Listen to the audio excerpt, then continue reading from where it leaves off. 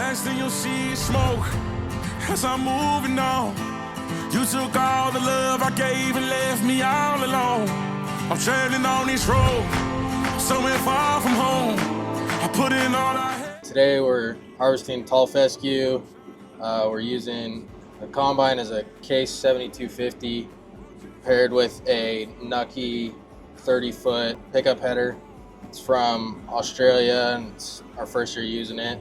We're picking up 3 10-foot swaths that we cut with a Kloss triple mower.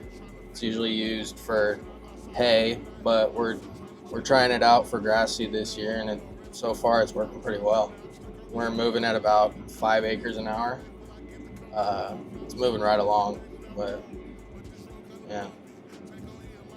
I know that it's 30 feet wide and it's from Australia. Hey.